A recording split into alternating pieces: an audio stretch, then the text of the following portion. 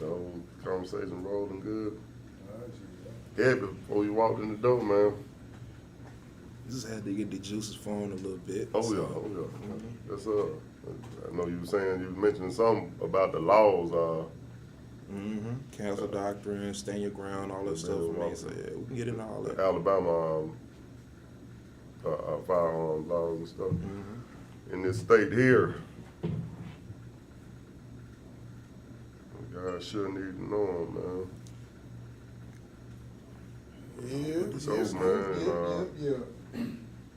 Yep, we are live, we are live.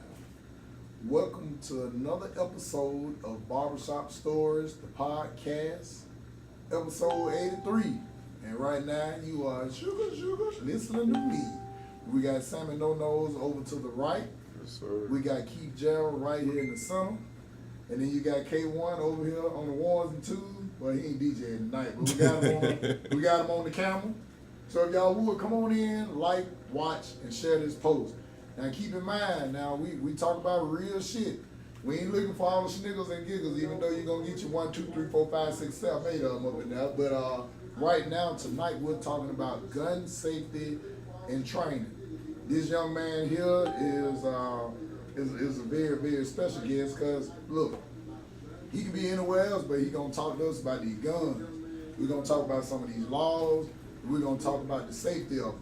Now, you got a lot of young men and women out here carrying them sharp robot guns and shit, and they don't know how to use them. You know, people don't know what to do when if they interact a person with a gun. The people with a gun don't know how to use them and shit. That's why you always hear about somebody shot 47 times and everybody got shot except the person who they were shooting at. Even though we don't want to hear that either, but at least shoot who you're trying to shoot. So, hey, I am one of the hosts tonight, comedic narrator, haircut slanger, Benny Mac. Now, if you would, do this. Like, watch, and share this post. We don't mind now, we don't mind. So, hey, we're going to go ahead and get right on into it, man. Hopefully, we can learn something tonight and learn something together. Then, like Sam said, that info, baby. Got some info for you, baby. We got some info for you tonight. Most definitely got something that need to be talked about in our community tonight, man. Yes, sir. Yes, sir. Yeah, man. So, I don't know, man. Well, I guess we'll just start off like this.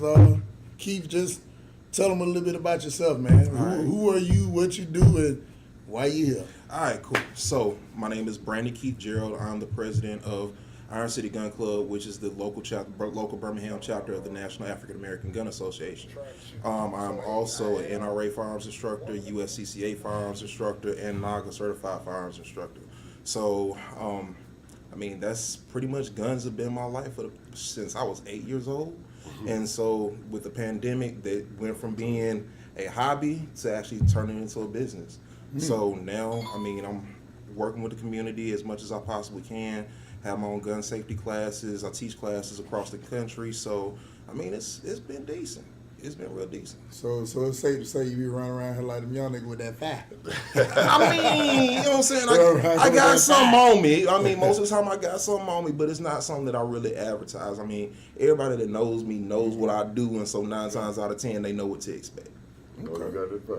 Well, that's what's up. That's what's up, man. Well, I know I got a few questions. I know Sam got a few questions, and I'm sure K1 do too. But I guess, like you said, you've been in it since you was 8. Then I know you said the pandemic kind of turned it into a business. But how did you get started on it? Was your father in it, or you just one of them young fellas who got hooked to a pistol and just went to run around her horse plant? It was a little bit more structured than that. I mean, I started shit when I was 8 years old. Like, my mom's side of the family is from Clanton, Alabama, which is right outside of Montgomery. My dad's side of the family is from Homewood. So I spent most of during my school year, I was here in Birmingham, and during the summer, me and my cousins were down, like, if you know anything about the country, the back 40, going out the back 40 with shotguns or whatever. So that's when I initially started learning about gun safety. And then from there, I've been carrying a gun ever since I was legally able to. And so the gun range at one point was just a stress reliever. I was a car salesman for 14 years. And then the pandemic happened and pretty much shut the world down. And so I'm like, what can I do? And I found out about NAGA, the National African American Gun Association. And so I just said, a black organization that is about the education, safety, and training of black people. They have my same thoughts and feelings and ideas. Where do I sign up? So I signed up nationally, And then I was like, okay, let me find a local gun club. Because, I mean, I'm thinking it's Alabama. Like, guns are, like, second nature around here. Let me go find a local one. Come to find out there wasn't one. So I could either A, drive to Atlanta to Bass Reeves. That's the Atlanta chapter. That's the home chapter. Every month, every time they got something going on. Or I'm looking at living in Birmingham, Alabama. One of the cornerstones of the civil rights movement. The metro area is 79% African American. And I seen the first, like, we featured on Force 48, all these other things are going on, and we don't have any positive ideals of what black gun ownership looks like. So I'm like, okay. I got on the phone with one of my homeboys that very night and said, hey, you want to be a member of NAGA? Cool. You want to start a gun club here? Cool. So that's where Iron City Gun Club came from. And ever since then, we've got, we're incorporated in July of 2020. I became a certified firearms instructor in August, because it's one thing to say that, I know guns, but it's something about having that piece of paper that says you know what you say that you know. Certified. So I went from there, went to being a USCCA instructor, and kept training, kept teaching classes, whatever, until Nationals actually hit me up and said, hey, we're taking classes to be a training counselor, which means you can actually certify other instructors. So I became a training counselor. Then NAGA, I became a certified firearms instructor through them because the curriculum is a little bit different. Then I wanted to, but the big thing is everybody knows the NRA. It's been around for the longest. So I was like, okay, in order to get through these doors, I didn't necessarily want, it just wasn't that big of a deal to me, but in order to get in some doors, you have to be NRA certified. So I became an NRA certified instructor. So it put me in the trifecta, which means that I have all 3 certifications, which only like maybe a dozen people in this entire country have. So that's and then being out of a dozen people out of 320 million plus, that's spectacular, man. I appreciate it. Hey, rewind the conversation to that back 40 thing. Because you said you kind of said that like everybody supposed to be hip to it or something. I ain't hip. All right, so for y'all city folk, come on with it, man. The back 40 is like when you have acres and acres of farmland that's back that nothing else is around. You may have hay fields, you may have cornfields, stuff like that. So it's just barren open land that you just do whatever. Turn loose. Right. Okay, see, because it's a restaurant down the street, right before you go across the bridge to the south side, right here by Slouch Vernon, called the Back 40. That's what. And I was like, I'm thinking that had something to do with football. You know what I'm saying? No, that's old. You just hit me with something, man. That's an old country reference right there. You going out to the Back 40. That's fine. You learn something new every day. Oh, man, now about these weapons, I guess, man. You say you've been shooting since you was 8. You know, we kind of discussed some of this stuff before we got the camera rolling, but we're gonna go back over some of the interesting points, man. Say you've been shooting since you was 8, and like you said earlier, firearms. When you start looking for something to be involved with firearms, or a club, or something to join, get more activity going on with firearms, you couldn't find it here when you reached out, and you said, well, guns second nature in Alabama. We should, you know what I'm saying? You know, should have somebody, you know, that has some type of, like you said, a positive image of brothers with firearms. And when you look for it, it wasn't there, and you had to start it. So, you know, kind of elaborate on being a person that started young, because we kind of, it's like we said, it's a taboo subject. Right. And we don't really want our kids around guns and firearms, but I kind of think that being taught responsibility about firearms at an early age kind of kills some of that curiosity and fascination with when your homeboy the one that got one at school or after school in the car, or, you know, walking down the back alley, you know. Kind of elaborate on being so young, being around firearms, to being inspired to be a positive role model for firearms now. Okay, so I mean, like I said, growing up, it wasn't that big of a deal because my dad was in the Army. My mom's side of the family, like, again, they were country. So, I mean, I just thought that it was just a normal thing. And so because I didn't grow up any different. Exactly. But when I got here to the city, and especially how the media portrays black people with guns, especially black men with guns, like, that's not my reality. And so it was kind of foreign to me, but at the same time, growing up in the city of Birmingham, it was like, okay, I know violence is around, I know things that happen, and the whole thing, I'm just thinking, it was frustrating because I'm like, I know better, and so if somebody would actually take the time to teach what it is, we could probably help out a little bit, because everybody wants to talk about the problems. Yeah. Okay, we understand the problems, so what are the solutions? Yeah. So instead of just trying to come up with different, trying to blame things on one thing, blame thing on another thing, man, who's gonna actually step up and be that solution?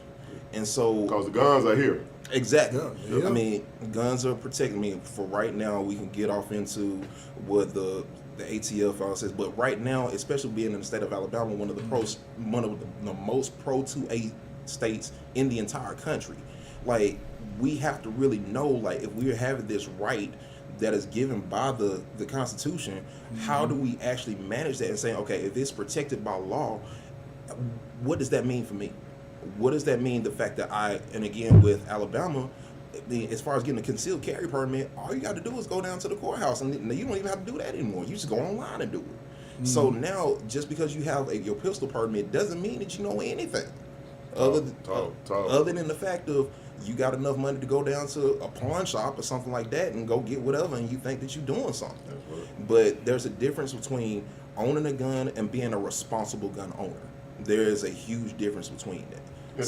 And I don't want to cut you off right there, because we got somebody saying, but kind of remember your point. We got somebody saying, I'm Miss Lawson Simba Hinkle. I don't know if it's Mr. or Miss, but I'm 50-50 because it may increase the crime rate or maybe not. But I mean, it's Birmingham. I hate to say it, but there's gonna be crime regardless, which is true.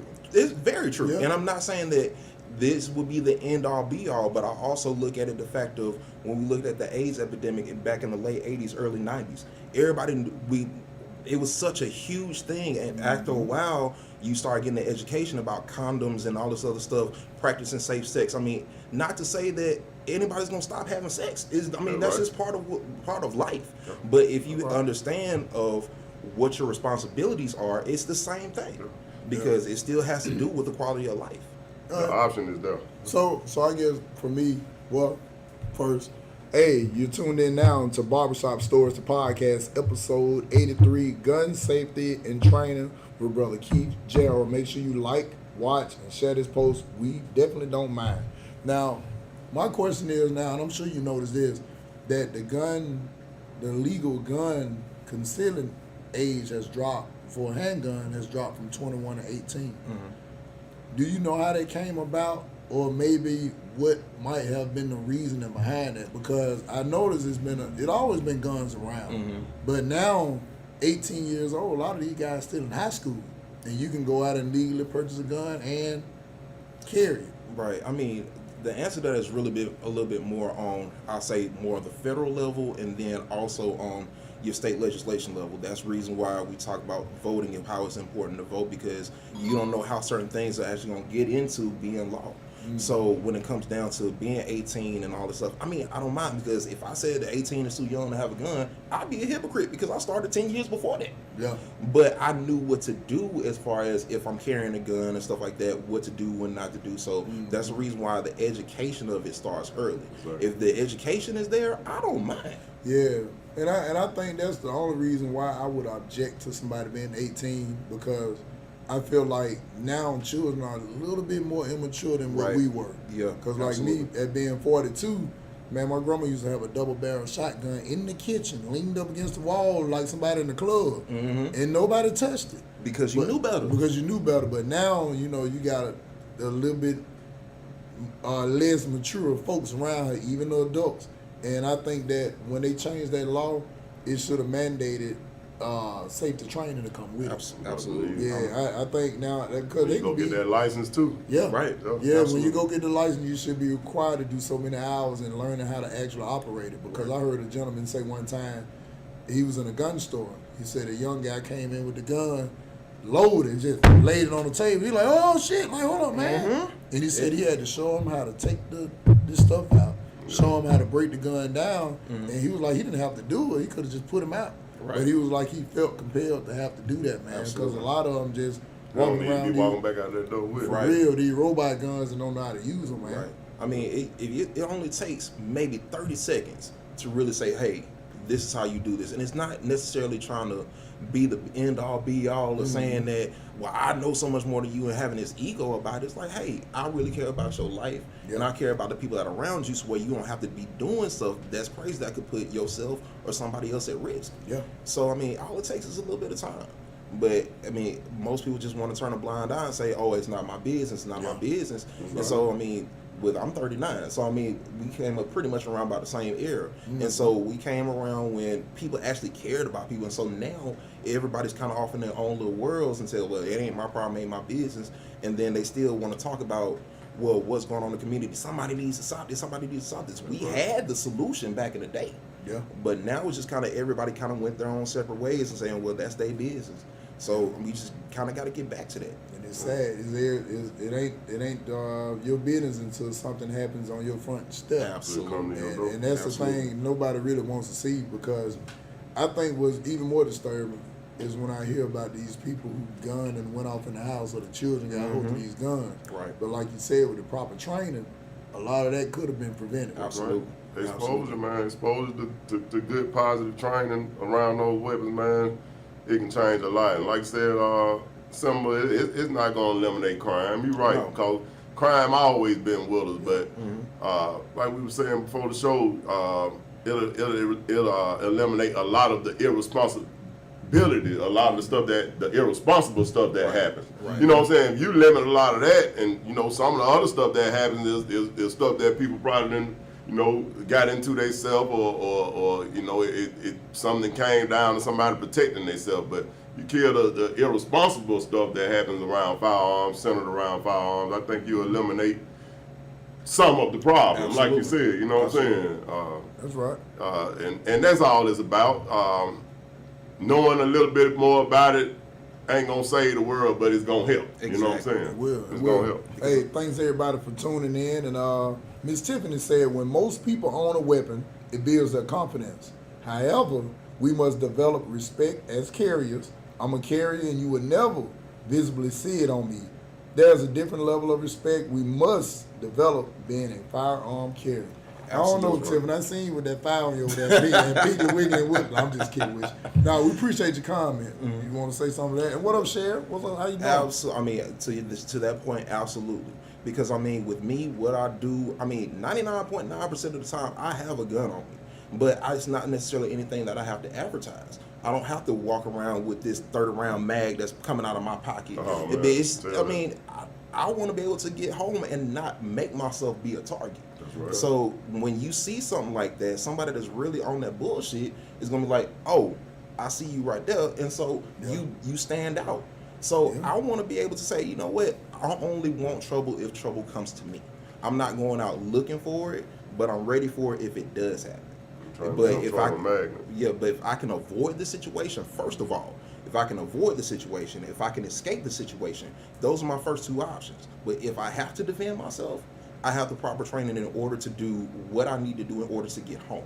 Because at the end of the day, that's what it's all about, getting home. All right, so let me ask you this. Now, a lot of people, they go out, and most people want the biggest shit in the store. You know what I'm saying? They want the 40 cals, they want the big shotguns and all that. What would you prefer for a first-time user? It can be a man or a woman, first-time user, something easy to handle but can get the job done. Like, what caliber of weapon would you probably would say for them? 38? And how do you judge it? Yeah. That's the biggest thing, because I can't just necessarily say go get this particular caliber and this particular gun, because every gun is different. Every gun, you have different tools for different jobs. Because I'm not going to take a hammer and try and go screw a nail in. It's not. I mean, it'll make it'll probably get the job done, but that's not what it was meant for. So I would tell anybody that's the first time buyer or something like that, go to a gun store and actually try them out first before you actually go and make that decision. You can do that? Yes, absolutely. I mean, as far as gun range and stuff like that, most gun ranges around here will let you rent a gun and see how it feels, what it is, before you go out and make that big purchase. Because at the end of the day, if God forbid, worst case scenario, if your life is dependent on a piece of machinery, you need to be familiar with it. Especially when I'm talking about single women that's actually going out buying guns and stuff like that. They want to go buy the biggest revolver that they can think of, put it in their purse, and like it goes against all sensibilities. Can you carry it on your person? Is it comfortable? Have you been to the range? Can you handle it? Then you make that decision to go ahead and purchase. Yeah, and you're right. You know, because I ain't gonna lie. When I bought 2 pistols. That's when I don't know if you remember this. When guns used to come with bullets. I bought a 357 because that's the shit Dirty Harry and them carry. Exactly. And I bought a 2-shooter 38. And it came. I had Shit 100. you done heard. Oh yeah, that shit I ain't heard. I ain't gonna Exactly. lie. And I had 100 bullets, and I still got 97 up. Cause I never been to a range. Like the first time I shot a pistol was with my pop. He had an old 38 snub nose, and it was one of them little black, dusty looking ass pistols. We went outside one New Year, shot it a couple times, saw how it felt, and shit. I bought a 38 and a 357. I ain't never bought nothing else since. Right. I mean, but even with that, at least you had some exposure. But when you have somebody that's never shot a gun before, don't know nothing about nothing when it comes to that, they just gonna go off of, well, I saw this on TV or somebody told me that I need this. Exposing the one that old dog. Exactly. Exactly. Exactly. So, and that's what they go off of. But no, it is one of the most personal decisions you will ever make in your life.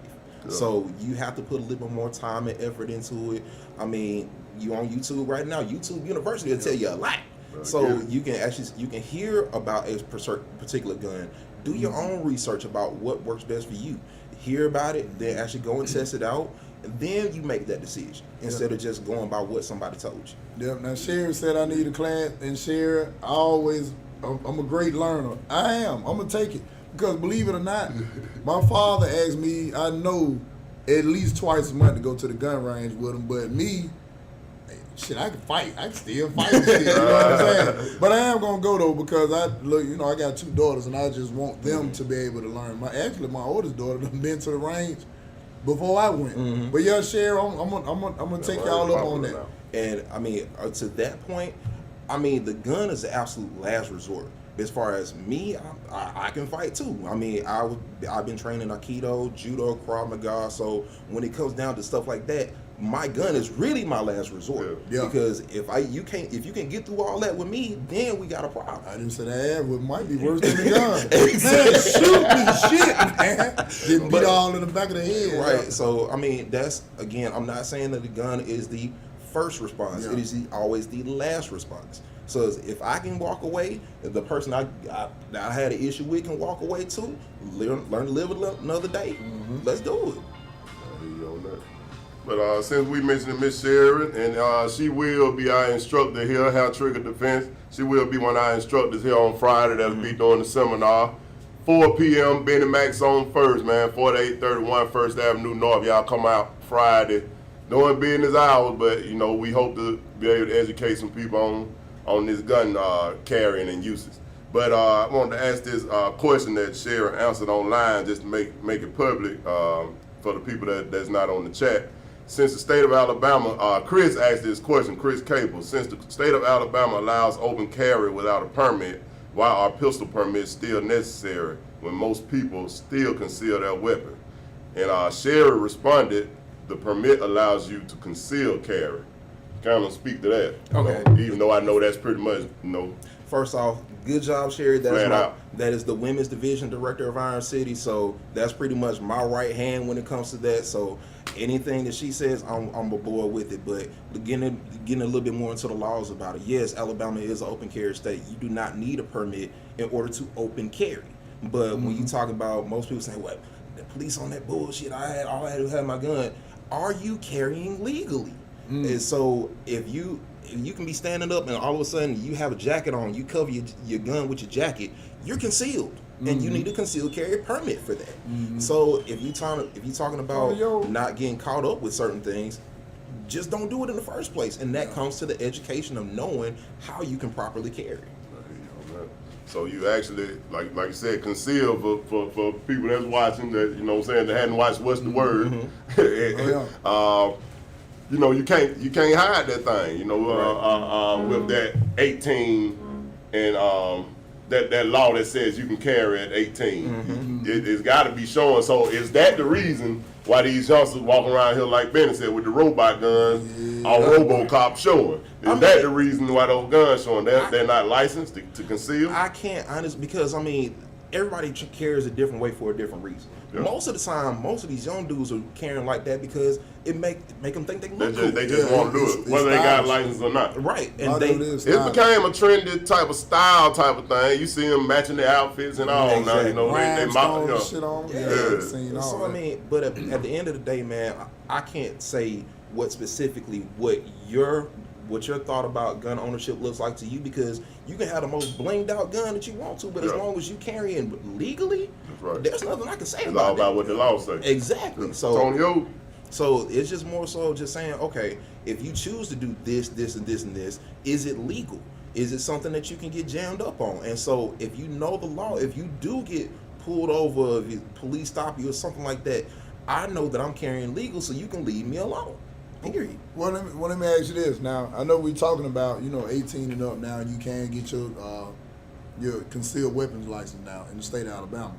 All right, what about them shotguns? Because hasn't that always been like 16, where you can get a shotgun or say you're using a gun? You can get those. Could you speak a little bit to that? Yeah, because I mean, you have to look at there are different types and different avenues when you're talking about certain guns, when you talk about pistols, when you talk about rifles, when you talk about shotguns, and so each one of them falls in our own different category. So just by Alabama state law, I think it's section 13, and it goes into so many different subsections. It really gets into what you've been able to do, what you can do, what you can't do. But I mean, most of the time now, I mean, most people just go by what they think is sexy. And saying, well, I want that Glock, I want that 45, I want this, I want that. Even dog. Exactly. So it really goes to, when they actually did that was really more towards the hunting aspect. Because when you're young and hunting and stuff like that, when you have your hunting licenses and stuff like that, that was geared a little bit more towards that. But it has nothing really to do as far as open carrying guns, stuff like that, because even in Birmingham, you really have to be careful about certain things that you do. Like when the whole thing about the George Floyd thing happened a couple of years ago, I mean, I got hit up a couple of times like, we want to march with our guns just like they did in Stone Mountain. State of Alabama, you can't do that. You say Alabama got a different set of rules. It's a whole different thing. Color. And then, right, I mean, and that goes all the way back to our history with the Jim Crow laws and all that type of stuff. So a lot of these things were Birmingham specific because of the marches and all that stuff that happened. So they can in Georgia. That's why they done it over there. Bingo. But in the state of Alabama, you cannot do that. Just said something fine, because I've heard that conversation. Though. Yeah, I mean, I got hit up so many times, man. We want to go out. We a gun club. Why don't we show our force? I'm like, I care about y'all, and I don't want myself to get jammed up. I don't want y'all to get jammed up. Yeah. And so even if we did go out and march and demonstrate, if you had your gun in the car, the car has to be at least 100 yards away from where we're gonna be. Otherwise, than that, you still. And that's the stuff you got to know. Yeah. So, but I mean, it really comes down to just how much dedication I had to this, because if I'm gonna start a gun club, if I'm gonna do this, I have to be versed in the laws. But at the same time, I'll be the first one to say I'm not a lawyer. All I know is I did my research as far as what state laws, state codes are, and stuff like that. I did the research for myself in order to be able to spread it to the people that need to know. So when it comes down to it, it's a personal decision. So how you want to do it is how you do it. All right, well, let me run this by you. Now, Sherry mentioned this. She said, know your laws when traveling over state lines. Now, that right there, what's the difference between having a restricted or unrestricted gun license? Okay, it comes down to reciprocity laws. So reciprocity laws are basically having an agreement, the state government having an agreement with another state government saying, okay, we'll honor the concealed carry permit from your state because you kind of are in line with us. So there are certain places that if I have an Alabama permit, like I can't travel to South Carolina because we don't have reciprocity. I can go to Georgia. I can go to pretty much anywhere in the Southeast, but if I travel across to South Carolina, I'm in trouble because it's not honored. So if I go from there, but if I go into North Carolina, it is honored. So before you go anywhere saying, well, I'm going to take this road trip or whatever, if you plan on carrying a gun, check the reciprocity laws.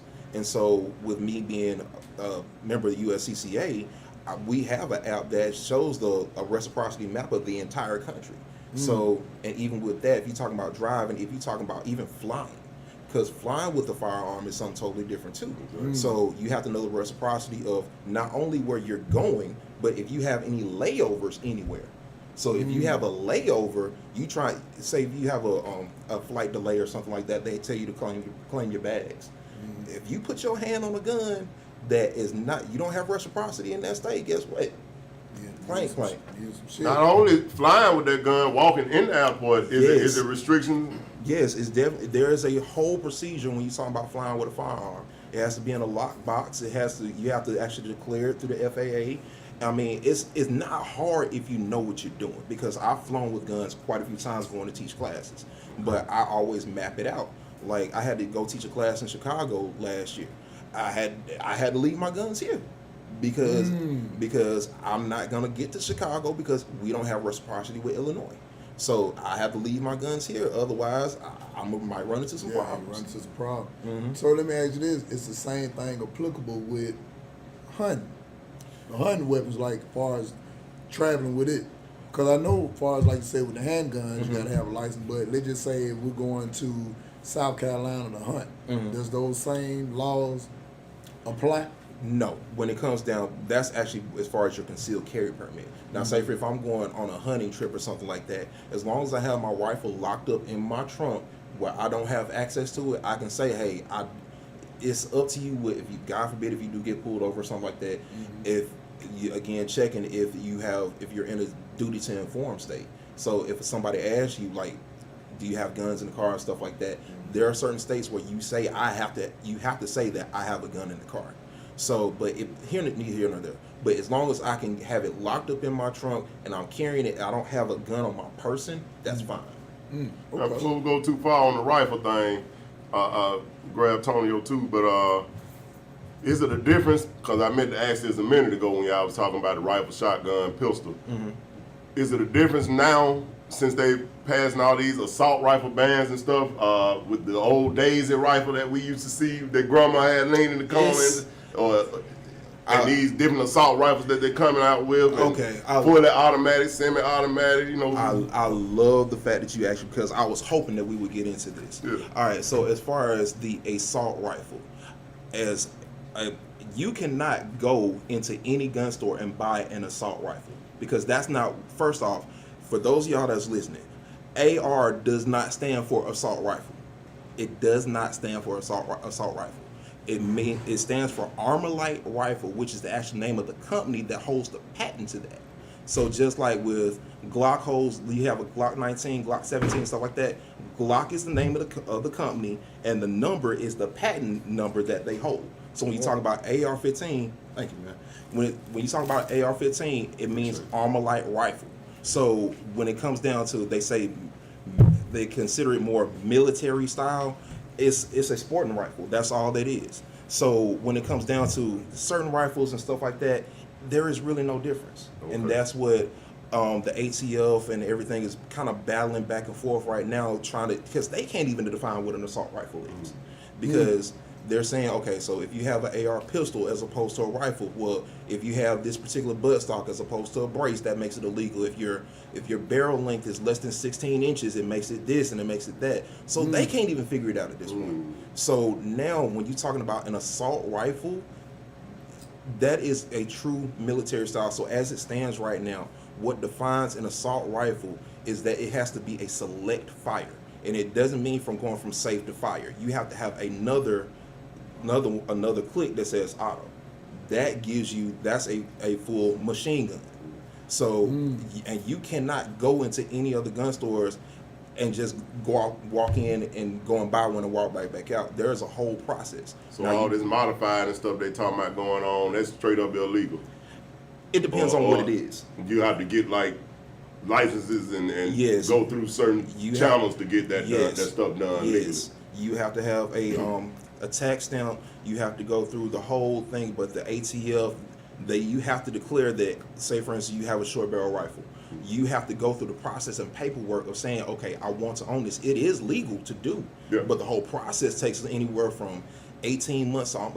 Shortest time, somewhere between 6 and 8 months. Longest time, I've seen somebody wait 18 months, almost 2 years. But it is legal to have that if you go through the proper steps. Like when we talk about silencers, suppressors, stuff like that, all that stuff is legal too, but you just have to go through the proper steps.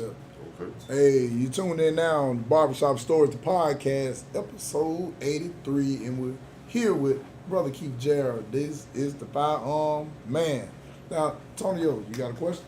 Yes, sir. I've heard people talk about this thing about some type of federal gun permit that allows you to be able to take your gun anywhere. Is there any truth to that? There have been talks back and forth about that, but that really comes down to states. So when I was just talking about reciprocity, that's really not a federal call. That's more of a state call, because at the end of the day, you can go back and forth when you talk about laws going up to the federal way, but we can't even get the states on a same level as far as what they do allow, what they don't allow. So it was one of the things that was talked about. Do I see it happening in the near future? Probably not. Maybe a little bit further down the road. But for right now, I get the states together, then we talk about federal. See, that's interesting, though, because I know, like, in the Constitution, they got the right to bear arms. That's what, Second Amendment, right? Mm-hmm. But that's federal, right? Yeah. So, but the states, I guess, they throw the amendments in to, I guess, legislate on how far they want you to go with it. Correct. That'll be an interesting case, though, if somebody actually took it that far, though. It really could. It probably could, because it is a constitutional right, not just My next state. question is that kind of put to the side for law enforcement? It depends on your level of clearance. Now, I can't say I'm an expert when it comes to that, but when you have certain clearances, like, say for instance, a local cop may not have the same clearances an FBI agent might have. So it just depends on what they're trying to do, where they're trying to go, stuff like that. But to speak about that, I can't honestly say I'm an expert in that, but just logical sense, there's levels to it. So you have local cops, then you have the county, then you have Aaliyah. It's different levels to it. So when you talk about even all the way up to Secret Service, they ain't nowhere the Secret Service can't carry, because that's on a whole nother level. But when it comes down to local cops, in certain points, they have to abide by the same laws that we do. That's interesting there, because I was about to ask that about military, too. Mm-hmm. Like, how did they treat them a little different, too, I'm sure. Right. Military is a whole different clearance as well. And so it just depends on what your MOS is and where you're training, what your job is. Do you have to carry whatever? So it just depends on those clearances. That's why you have certain security clearances. I got a question. I can't remember where it was I think it was an AR pistol or something I was going to get. Mm-hmm. But they wouldn't let me take it home that day for whatever reason. But the guy pulled me to the side. He said, "You got a hunting license?" I said, "No." He said, "When you go get your hunting license, we'll let you walk out with it." I went down there, got with $20, maybe so dollar hunting license, went back in, and walked right on out with it. I would be kind of wary about that one, because that's on a whole nother level. When you're talking about when you actually go in and purchase a weapon, you do have to pass a background check. And so having a hunting license doesn't necessarily negate that. So I'll be questioning. I had a couple of guns I got. I passed the background check and everything. Mm-hmm. I don't know what this one was that made it so different. Oh, that Drake See, it's interesting, because I know, like, going back to what I was saying about the pistols and the rifles, it could have been, I'm just assuming, if he said have a hunting, they probably looked at it as a rifle. But at the same time, whether you bind either one, you still have to pass that background check. So I'm more so looking at that gun broker rather than anything, because you still have to pass that background check in order to get clear. So one of three things can happen. You can get a go ahead when you go and purchase a gun. You can get the automatic go ahead. You can walk out of it with the same day. Sometimes they'll put you on a 3-day hold, and then sometimes they'll outright flat deny it. So, but again, that has, to my knowledge, that has nothing to do with having a hunting license. So let me ask you this too. So does when you go to these gun shows, does those gun shows have to abide by the same rules? Yes, and that was a debate a couple of years ago, as far as they were trying to fill in all the loopholes as far as where these quote unquote ghost guns were coming from and private party sales. So when you actually go to a actual gun show, if they're an actual FFL, Federal Firearms Licenser, they have to pass a background check. Now, however, if it's a private party sale, that's something different. So, Ben, if I had a gun that you wanted to buy from me, I could private party sell it to you right now. You don't have to do a background check. And that's interesting. So how would that go? Like if you said, now if I was like, man, I like that pistol, man. You was like, I sell it to you, give me $500. Do you just write like a bill of sale like you selling a car? That may be how they getting away with it. They might be considered as private sellers, but in a public forum. Yeah, but at the same time, if you are a FFL, that puts you in major risk. Because with the FFL, you have to register all the guns that you have and all that type of stuff, and you have to have inventory because the ATF can come in at your spot at any time and do an audit on you. So that would be dangerous to do as far as the FFL, because you talking about federal charges at that point. So is this with all the weapons, or just certain ones, certain like K1 was saying? Any firearm. Okay. So now there's a difference between things that's as far as walking out that day with them. That's what I'm talking about. Right. It's a whole nother thing. It's like private party sales are something totally different than actually passing the FFL. Cheers and all of them. Let me ask you this about you selling gun and bedding there. Does the store register it, or you have to register your own weapon? Now, in the state of Alabama, you don't have to register it, because all they're doing is, once you actually go into a gun store, they're going to pass the background check. Well, once you go through the background check, if you pass it, they have to write down who they sold it to and all this stuff, the make and model, stuff like that. But as you in the state of Alabama, you don't have to report anything. Now, and that's another great debate that's going on right now as far as like what's considered legal, illegal, having universal background checks, stuff like that. All those guns have to go into a registry. And so, as of this point right now, you don't. But that's one of the big things that's happening in Congress right now between the Republicans and Democrats, saying that majority Democrats want to have a universal firearm safeties and stuff, well, universal firearms background checks. But I mean, that can kind of go either way. I have my own personal opinions on that, because to me, if you go into a universal background check, they have to log that gun about who you are, where you live, and how many guns that you own, and that is publicly searchable. So at any time, if somebody wants to know how many guns are in your house, they can go to the library and look it up.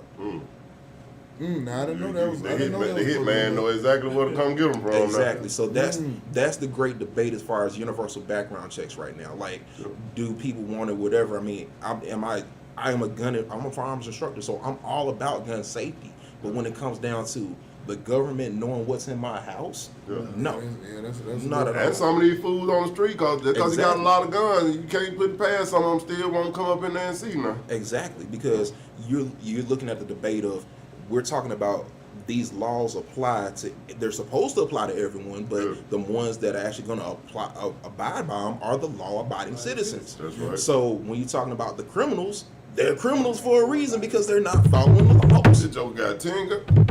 This joker got a such and such. Know what I'm saying? They know exactly what they watching you when you gonna leave, all that. Well, you definitely told me something new, man, because I didn't know that was publicly searchable. And Sherry, she said on that the ATF has it anyway. As soon as the FFL does your background check, absolutely, she is against it, and it is publicly searchable. And she said it's bullshit. I agree. Yeah, I agree.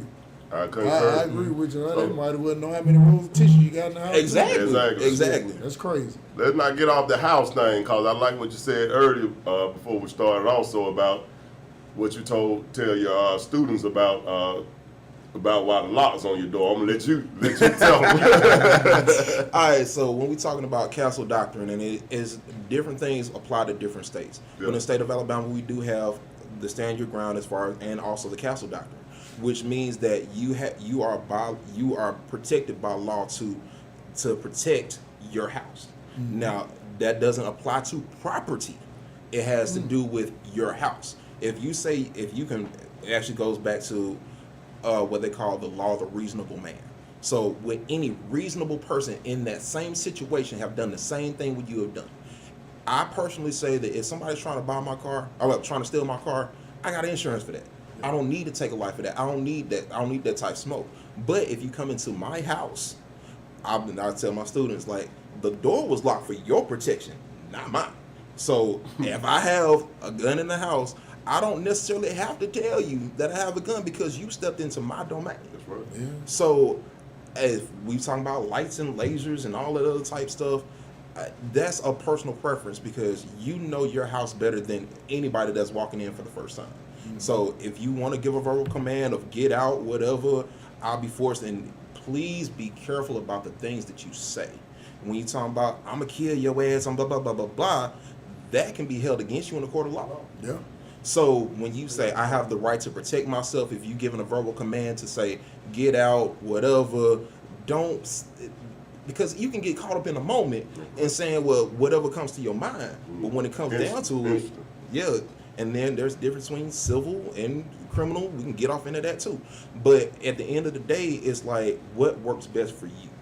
So I can say a shotgun will work best for my house, or a 300 blackout will work best for your house. But it just really depends on what you have going on, what your comfort, where your level of comfort is with that firearm, and then going from there.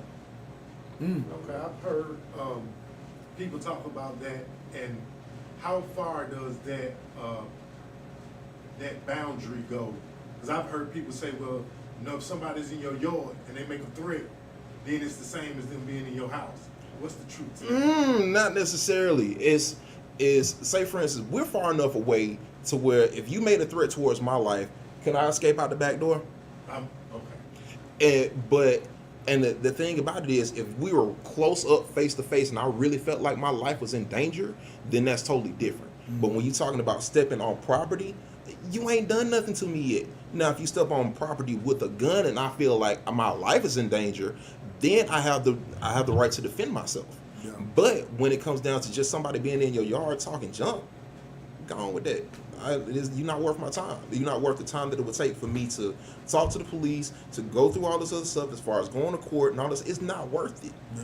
That's right. So cooler heads got to prevail at some point. So You you say got to it's learn three to walk things away. you better, three So- decisions you gotta Right. make. So this is the one thing that I start out with all my classes is, what is your why? What is your reasoning for wanting to be here? What's the reason why you want a gun? All right, the three things are, will you go to jail for that why? Would you kill for that why? And would you die for that why? But if you can answer yes to all three of those things, then by all means, if you feel like you're in a situation where you have to use it, use it. But if you can't say yes to all three of those, put the gun down, because one of those three things are going to happen. You're going to jail. You're going to get booked. They're going to fingerprint you. They're going to do all this other stuff. There has to be an investigation. So anytime a gun is pulled or drawn, now it's up to the investigator at that point to say whether it's justifiable shoot or whatever. But again, you talk about judged by 12, carried by 6. You putting yourself in a worse predicament to be judged by the 12, and we all know how the court system works. Yeah. So I want to try and avoid that as much as possible. So when it comes down to that, can I walk away from it? Can I avoid the situation? Can I escape the situation? If those two fail, can I defend myself by any means necessary? And again, the gun is always the last resort. If I can get you with these hands, you're gonna catch these hands. But at least that way, I'm looking at an assault charge at the worst as opposed to an attempted murder charge. So you might get an attempted murder, you put them hands on them hands, man, sometimes it might be worse. Yeah. Yeah, and Tiffany said, install sensors in your yard that notifies you when someone is too close to your doors and windows. Therefore, you're alerted in time to react if needed. Now, let me ask you this about Pause with at home again. Mm-hmm. I seen a case on one of those court shows years ago where a guy did break in the house while they were home. They got to tussling. The guy who broke in, he kind of went to beating on him and shit. Mm-hmm. So when the guy got up, he shot him when he was trying to go out the door. Ooh, that's a good one. Okay. So we talking about posing an imminent threat. So if we stand face to face, I can reasonably say in a court of law that I felt threatened. But as soon as that assailant turns their back, it's reasonable. Could it be a discussion of saying whether they were trying to escape or not? Yeah, it's debatable. So that kind of convolutes everything and saying, well, did you have to shoot them? Because if they had their back turned, it's a possibility that they were trying to get away, and they no longer pose an imminent threat to you. So that's one of them sticky situations. Yeah, see, that's an interesting one, because once you can put your hands on this shit and you in that house, I don't care nothing about you, right? You can be doing this shit, cranking up, trying to pull on. Because one, like, to me, the heat of the moment, you so upset at that point, you done violated me, you done kicked my door in, you done hit me upside the head with the bat, you knocked my shit over, and now because you running, I gotta be like, damn, he finna go. I gotta think about the right thing to do. But that's a hard one, man. It really is. But that's a hard but that's where the training comes in, and that's where that thought process comes in of being a responsible gun owner. Because at the end of the day, if you do bust off and you do hit that person, you go to court like, okay, I did it, arrest me, you don't take me, and then you get to the courts, and you have these conversations like this and saying, well, were you in any more imminent danger once that person drove off? No. Yep. Well, at that point, you looking at second degree. Looking at a little time. So it just a hard one. It really is. But at the thing, and I always tell everybody, just because it's right doesn't make it legal, and just because it's legal doesn't make it right. That's right. And like these ladies say on the timeline, when you start letting that thing go, you better know what's behind them walls you're shooting at. And the same lady, Sherry, said you better know your floor plan and how close your neighbors are. And Miss Tiffany said, have practice drills at home with your family. Dry fire is good also. Absolutely. Because you rather when I'm at the range, I mean I'm there whether I'm indoor, outdoor, I run tactical drills and stuff like that. But I look at it like I'd rather sweat on the range than bleed at home. Yeah. So when it comes down to what I need to do, how am I going to react in certain situations, as far as when you're talking about dry fire practice, the sights and everything, like how can you maneuver with that particular firearm?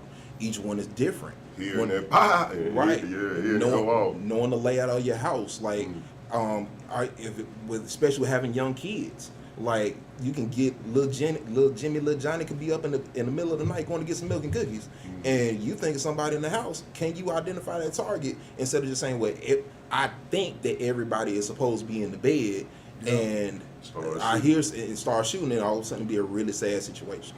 That's right. All right, so I guess this, man. Of course, we can sit here all night and talk about this. So, but let me ask you this: where do you do your firearms training at?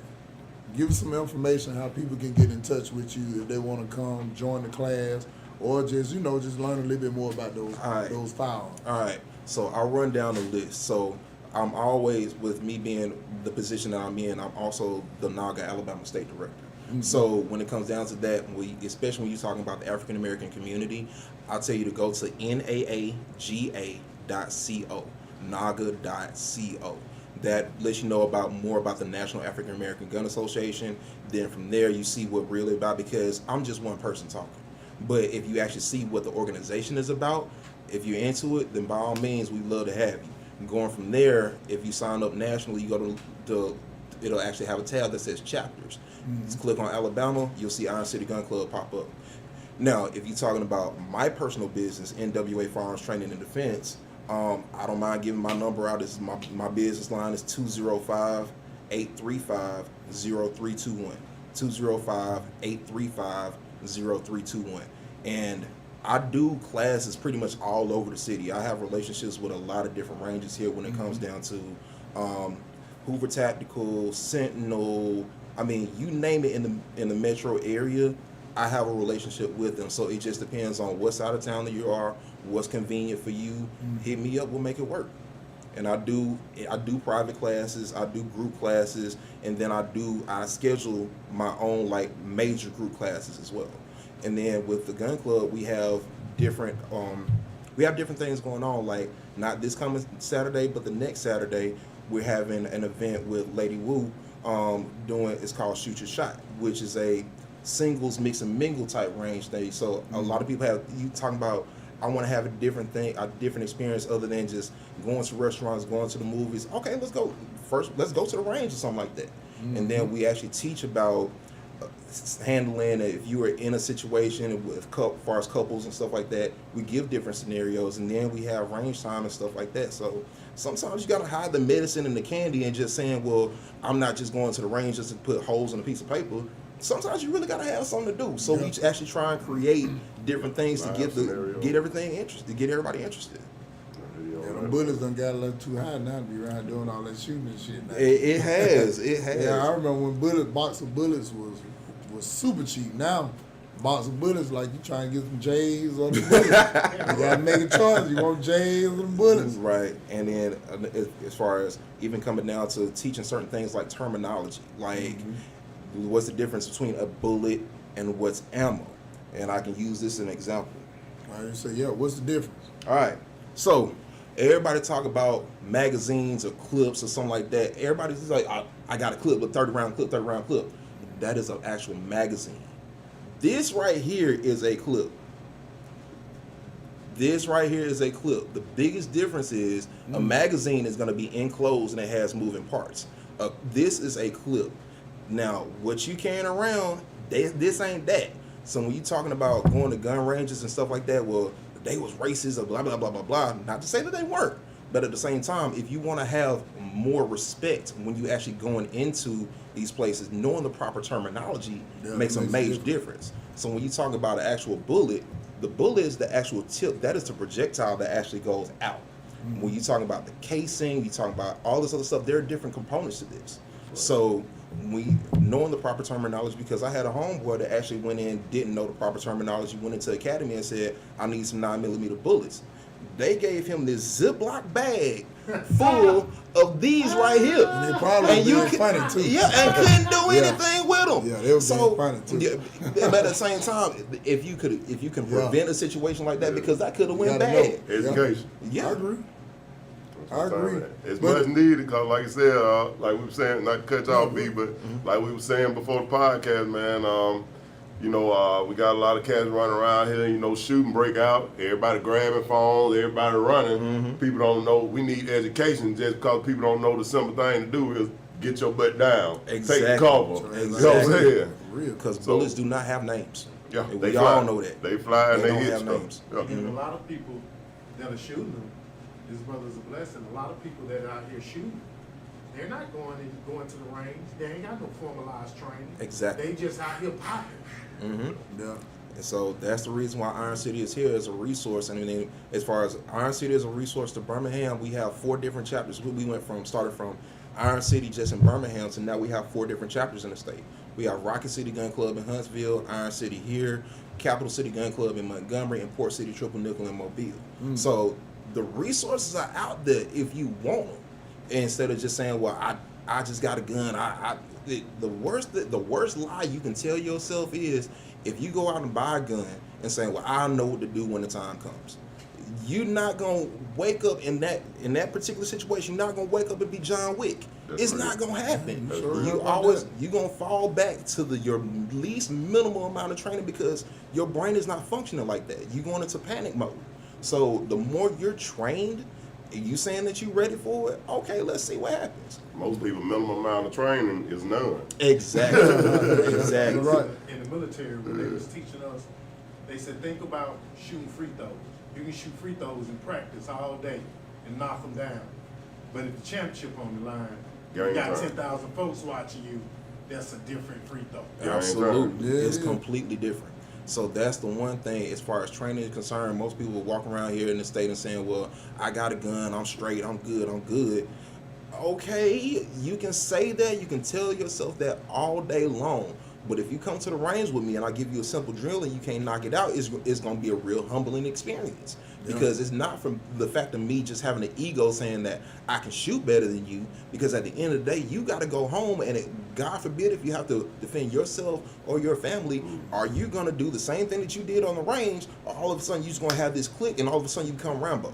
No. It's not going to happen. Yeah, and shooting sideways ain't shit. At all. That's been proven to be ain't shit. Completely false. completely. Now, false. old dog made it look good in this society. Though. All that shit, hair blowing in the wind and shit. Yeah, that ain't real. And that's what we call movie magic. He Yeah. got shot. Oh. Yeah, man, shot the shit out of him. Oh yeah. Hey, that's been a good one though, man. Keith, we appreciate your Yeah, it's no expertise, problem, brother. man. We It's no appreciate your problem. expertise, the information. Oh yeah. Going to the community test. That's right. Hey, Yeah. thanks for tuning in to Barbershop Stories, the podcast, episode 83 with Brother Keith. Y'all make sure y'all go in. Sam put it in the comments, the number to make sure you get in touch with them to go and get some formal training. You can also take your young men and women to go to. Sherry Siobhan, she's in the women division and she'll be here Friday at 4 p.m. right here at the Barbershop, 4831 First Avenue North, Birmingham, Alabama 35222.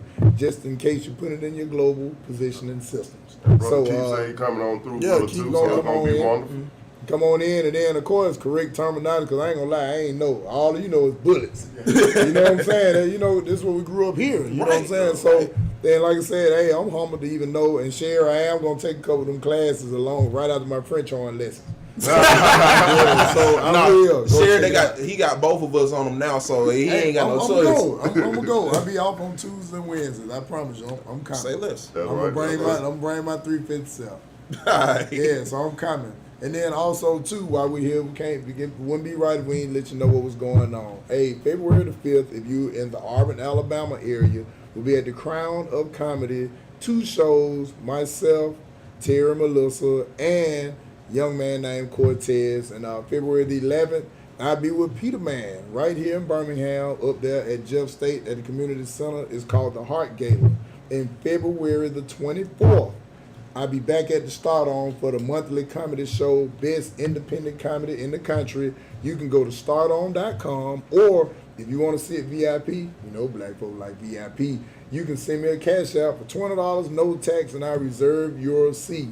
Just put in the subject line, comedy show, and your name, and I definitely have them for you at the door, or you can come by here and meet, or I can meet you somewhere, and that cash app is $ Benny Mac 205, and that's BENNIE MAC 205. And always remember, I bring you that funny for a little money, and there's always something to laugh at. We're gonna continue to bring that info to the community. This is definitely some good in the hood. Shout out to K1 over there on the ones and twos. Weezy. I mean the videography. Shout out to Keith for coming and spending his time here with Pleasure, us. man. He could have been Pleasure. anywhere Giving else, us his but time. he chose to be with us. Shout out to Sam and No Nose. Hey, we definitely gonna keep that info.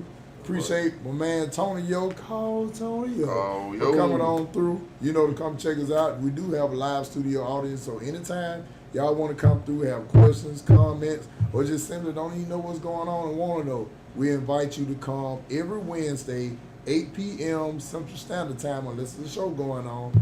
Barbershop Stories, the podcast, 8 p.m. Central Standard Time on Wednesdays. And we'll see y'all next week. What we got next week? This is D5 tax service? It's D5. Yeah, got D5 tax service. We make taxes easy. We'll see y'all next That week. time, Taxmas. That's right. That's right. Hey, educate, firearms, educate.